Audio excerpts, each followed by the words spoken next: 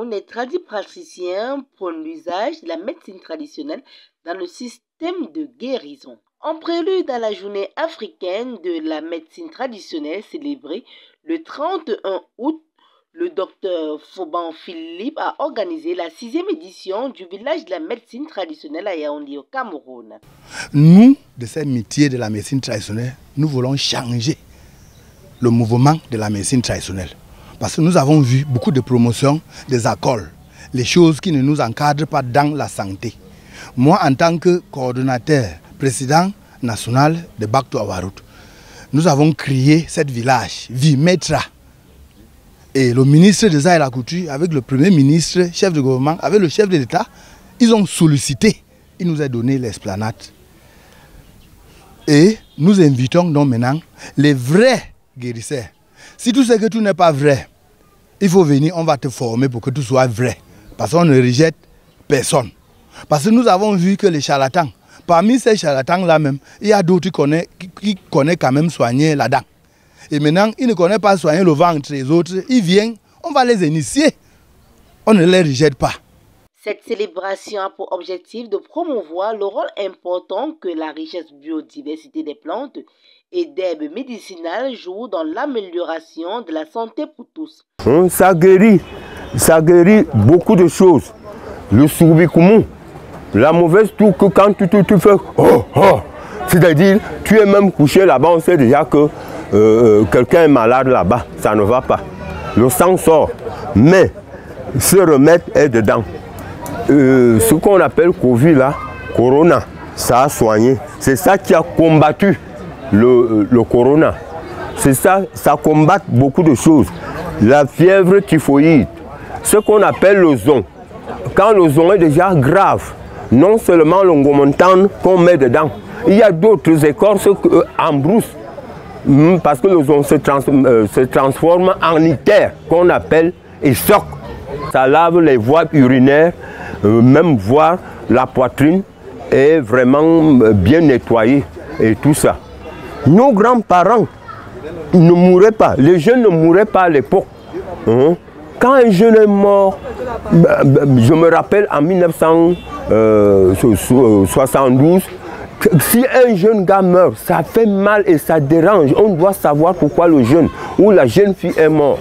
On ne voyait pas les jeunes. Aujourd'hui, c'est les parents qui enterrent les enfants, alors que c'est les enfants qui doivent nous enterrer, nous les papas.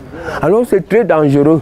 J'attire l'attention du public, franchement, qu'il faut qu'on rentre dans nos racines, vrai. Pour lui, la pharmacopée traditionnelle ne vient pas se substituer à la médecine conventionnelle, mais une collaboration dans le domaine de la recherche sur les plantes médicinales ainsi que sur leur culture et leur utilisation participera à l'épanouissement de la population. Pour la médecine traditionnelle, c'est la première médecine que Dieu a donnée à l'homme. Donc quelque chose qui est premier, c'est comme chez toi. Si tu as une première femme, tu dois respecter la femme là. Tu dois lui donner des honneurs parce qu'il a vécu avec toi quand tu étais dans les problèmes. La médecine traditionnelle, beaucoup ici viennent chez nous parce qu'à l'hôpital, ça a dépassé l'hôpital. Quand ils viennent, on gratte nos mamites. Et ils trouvent la guérison. Et il y a beaucoup de problèmes que les gens souffrent dans la société que les blancs ne peuvent pas voir avec son nez. C'est l'œil des ancêtres, c'est notre œil, l'art divinatoire. Quand on va peut-être trouver que c'est la sorcellerie qu'on a bloqué quelqu'un, dès qu'on lui fasse un lavage de corps, on lui connecte par ses ancêtres, il repart à l'hôpital. S'il avait peut-être une infection dans son corps, l'hôpital va voir.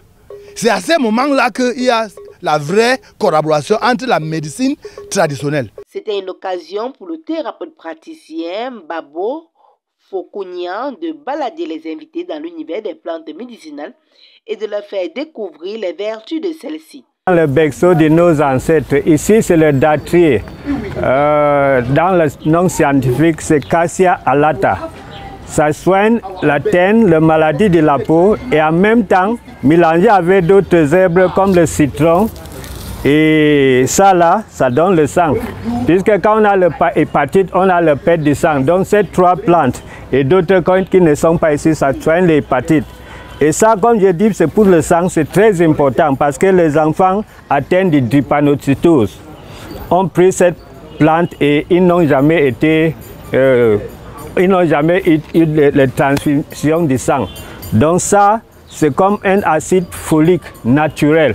On appelle ça en Bali Mississi. Et ici, c'est Bidin pilosia. Bidin pilosia, c'est très bon pour le maux d'estomac. Il suffit d'enlever ça comme ça et on malaxe, on boit. Avec d'autres traitements aussi, ça soigne le diabète. Donc ici, c'est toute une pharmacie contre le malaria. Vous savez que nous sommes dans un environnement de malaria. Donc Dieu nous a donné tout pour nous soigner parce que la bonne santé, c'est d'abord ce que tu manges, là où tu vis et là où vous travaillez. Du 21 au 31 août, les acteurs de la médecine traditionnelle vont se renforcer les capacités les uns les autres pour la bonne cause des humains. FH News, votre télévision.